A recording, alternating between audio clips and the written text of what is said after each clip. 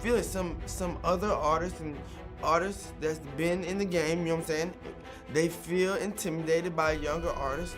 A flood of so-called mumble rappers has swept into the hip-hop scene, leaving fans and veterans divided. While some appreciate the catchy beats, many argue that catchy isn't enough to earn the title of real rapper. Longtime hip-hop enthusiasts see this as a serious step down from the genre's roots, a lazy, watered-down version of what hip-hop was meant to be. And trust me, the industry's legends aren't keeping quiet about it. When new wave rappers like Rich the Kid claim that OGs feel threatened by them, the real veterans have no issue calling out that nonsense. After all, the pioneers of hip-hop built their legacies on skill, passion, and authenticity. If a newcomer isn't putting in the work, rest assured they'll be called out. Now let's get into some of those legendary moments where top-tier rappers clown the so-called dumb rappers. First up, Snoop Dogg. It all started when the Island Boys decided to drop a poolside freestyle of their viral hit, Island Boy. Once the clip landed in the hands of Snoop and Kevin Hart during a segment where they reacted to 2021's most viral TikTok videos, their reaction said it all. They couldn't keep a straight face, and before the footage even ended, they were already cracking jokes. Flay wasn't about to let that slide. He fired back with a heated response, focusing his frustrations on Snoop and even throwing out a wild threat to beat him up. But come on, Snoop's been in the game too long to let something like that bother him. The Dogfather kept his cool, and not long after, it seems the Island Boys received a message behind the scenes. The end result? Flay backed down and issued an apology. Then you have Eminem, who's made no secret of his disdain for mumble rap. He unleashed his fury on the album Kamikaze, tearing into the new wave of rappers. He didn't hold back, taking shots at Lil Yachty, Joe Budden, and even mocking Lil Pump's flow from Gucci Gang to prove his point. Some of these younger artists didn't take too kindly to the criticism. Lil Pump, for instance, hopped online to claim that no one listens to Eminem anymore. The internet quickly roasted him, and suddenly, Pump developed a serious case of selective amnesia. When asked about the feud, he acted like it never even happened. And when it comes to beef between mumble rappers and M, the clash with MGK takes the crown. MGK's comments about M's daughter triggered a full-scale response. Eminem clapped back with Not Alike, a blistering diss track that tore into MGK for his remarks about Haley, and much, much more. MGK didn't just roll over, he fired back with Rap Devil. The track was a direct challenge, with MGK calling out Eminem for being out of touch, slamming his recent albums, and even throwing a low blow about hooking up with M's ex-wife Kim. The audacity of it left everyone stunned, but Eminem wasn't about to let that stand. He returned with Kill Shot, a devastating diss track that systematically dismantled MGK's arguments. From mocking MGK's career to picking apart his lines one by one, Eminem left no question about who came out on top. In a later interview, Eminem addressed the beef head-on. He made it clear that he had no regrets about the entire situation. Meanwhile, MGK eventually pivoted to rock music, signaling a shift away from the rap world. But the drama didn't end there. Beyond the battle of bars, the OG's frustration with newer rappers runs deeper. One big reason? A lack of talent. Take Rich Homie Quan, for instance. When he appeared on Tim Westwood TV for a freestyle, he started off strong, hyping himself up and giving Bryson Tiller a quick shout-out. Then, it all went downhill. Quan seemed to run out of steam almost immediately, and the performance quickly turned into a train wreck. It got so bad that the video's comments section had to be disabled. That alone speaks volumes, leaving fans questioning just how far hip-hop has strayed from its golden era. If you thought Rich Homie Quan's freestyle flop was bad, you haven't seen what Designer brought to the table in 2022. At first, it seemed like he might actually pull it off. He had the energy, the confidence, the vibe. But just seconds into the performance, it went off the rails. By the end, it was a total train wreck, leaving everyone scratching their heads, wondering how he ever blew up in the first place. The internet was ruthless, roasting Designer's attempt and making it crystal clear just how badly he flopped. But if you think that was rock bottom, think again. Smoke Perp's turn on Tim Westwood TV was just as disastrous. It started off well enough. He was relaxed, vibing with the host and hyping up his freestyle skills. Confidence was running high, but when the moment came to actually drop some bars, it was an instant cringe fest. Fans were left wincing as his freestyle fell apart, and just like with Rich Homie Quan, the backlash forced the YouTube comments section to be locked. And let's not forget the new wave of rappers who go out of their way to disrespect hip-hop's legends. A prime example is Lil Xan. Known for his hit, Betrayed, he ignited a firestorm of controversy by calling Tupac's music boring in an interview. To make matters worse, he rated Pac a 2 out of 10 on what he dubbed a clout meter. That kind of comment doesn't just spark a little backlash, it sets the whole internet ablaze. Lil Xan's comments didn't just spark a little controversy, they ignited a firestorm.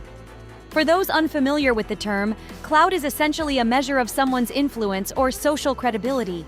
When Lil Xan disrespected Tupac's music by rating it a measly 2 on this so-called clout meter, it sent shockwaves through the hip-hop community. Unsurprisingly, people from all corners of the hip-hop world lashed out. One tweet put it bluntly, "You all have enabled these little culture vultures to get way too comfortable, to the point where they can be as disrespectful as they want." Another user fired back with a sharp jab. This coming from a rapper named after a drug, Tupac was a poet with university classes studying his boring raps, something you'll never know or have. Realizing the depth of his mistake, Lil Xan tried to smooth things over by performing Tupac's legendary California Love at one of his shows. But by then, the damage was done. Fans weren't buying it, and the backlash only grew louder. The fallout reached new heights when Lil Xan found himself in a heated situation at a gas station in downtown Los Angeles. He and his girlfriend were approached by someone who brought up the Tupac controversy.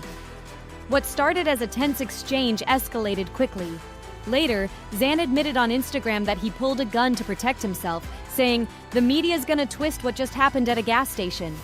But no matter how he tried to explain it, the Tupac comments continued to haunt him. Another big reason the OGs have little respect for some of these newer artists is their inability to consistently deliver quality music. Take, for example, Blueface, who skyrocketed to fame with his offbeat flow on Thotiana.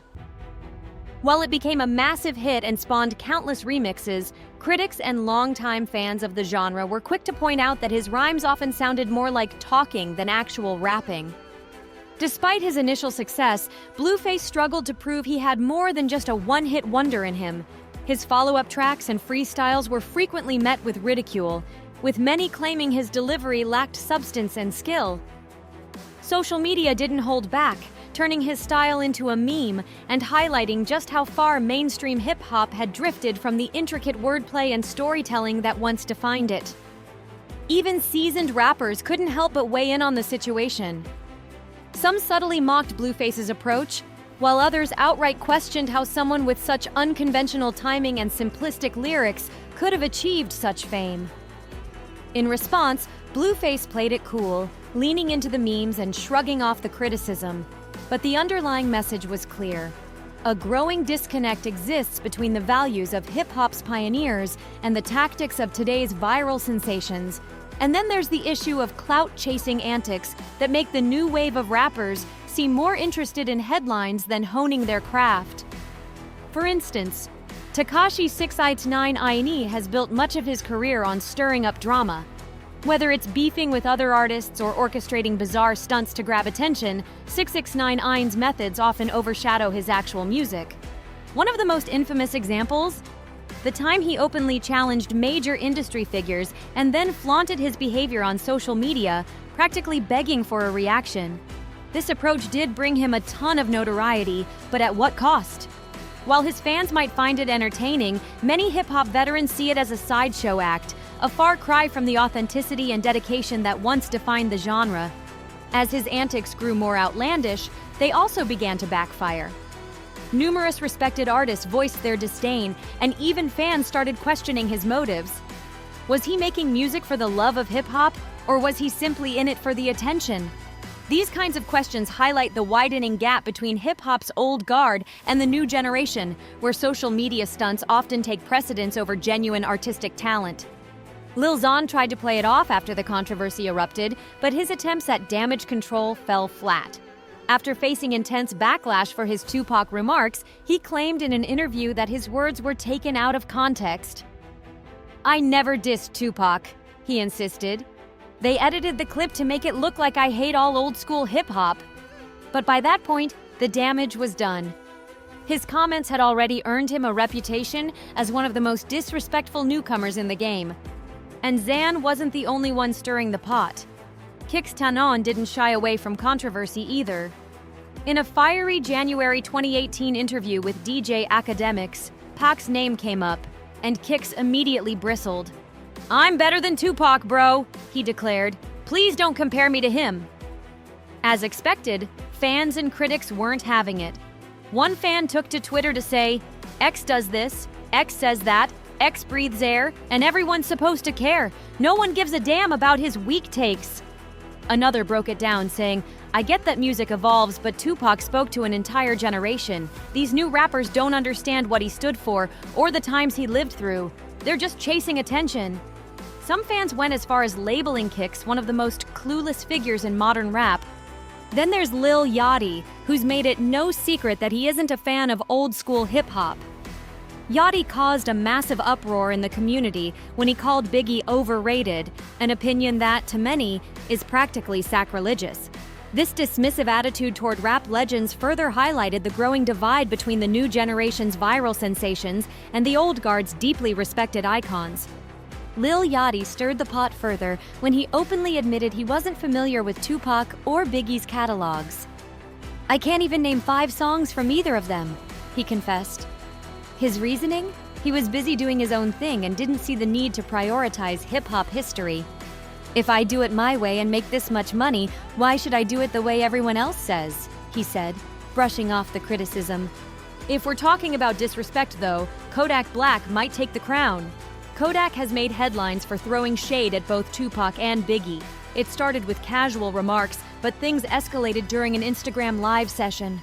Kodak went so far as to say he was better than both Tupac and Biggie, claiming the only reason they're considered legends is that they've passed away. As you'd expect, those comments didn't sit well with anyone who values the history of the genre. But Kodak didn't stop there. He took aim at Lil Wayne, calling him washed up and irrelevant. Wayne may have chosen not to respond, but his daughter Reginae Carter wasn't about to stay silent. She clapped back, saying that Kodak's latest album sounded like it was trying to copy her father's old style. And then there's Ola Runt, who found himself in hot water with none other than Gucci Mane. Gucci, known for his straightforward and no-nonsense approach, rarely hesitates to call someone out. In 2019, Gucci saw potential in Ola, a rising Atlanta rapper, and decided to sign him. Gucci even collaborated on a few tracks to help elevate Ola's career. But things took a turn during an Instagram live session, marking the start of some serious friction. Gucci and Ola were mid-conversation when Gucci casually mentioned he might finish up a track they were working on later that evening. Instead of staying chill, Ola went off script, pressing Gucci about wrapping it up right then and there. Naturally, Gucci wasn't about to let that kind of disrespect slide, especially not live in front of fans. Right there, he checked Ola, making it clear that acting out like that wasn't going to fly. You'd think that would be enough to set Ola straight, but no, he kept up the same reckless behavior. In the end, Gucci had had enough. He cut Ola from the label entirely, and ever since, Ola's career has remained in a stalled state. It's a clear reminder, crossing Gucci Mane is never a good move. This wasn't the first time Gucci had to lay down the law either. There was that infamous incident during a meet and greet at a radio station. Gucci was busy signing autographs, taking pictures, and chatting with fans when some guy burst in and started freestyling loudly, hoping to grab Gucci's attention. It couldn't have been worse timing. Gucci, clearly unimpressed, shut him down immediately. "Nobody wants to hear that," he said, cutting off the impromptu performance. The guy was left standing there, visibly crushed. It was a hard lesson in knowing when and where to make your move. Gucci Mane has never been one to back down, and he's shown that he's willing to go toe-to-toe with not just new school artists, but rap legends as well. One of the most infamous examples of this happened back in 2005, during his high-profile beef with Jeezy. Things got heated when Jeezy released a track that included a $10,000 bounty on Gucci's notorious ice cream cone chain. That bounty wasn't just talk. 5 men actually showed up at Gucci's place, aiming to take the chain by force. What followed was a chaotic, violent altercation. Gucci fought them off and, in the heat of the moment, fired a gun, fatally shooting one of the attackers, Pookie Lock. The fallout was immediate. Pookie Lock's body was discovered behind a local middle school, and Gucci turned himself in, claiming self-defense.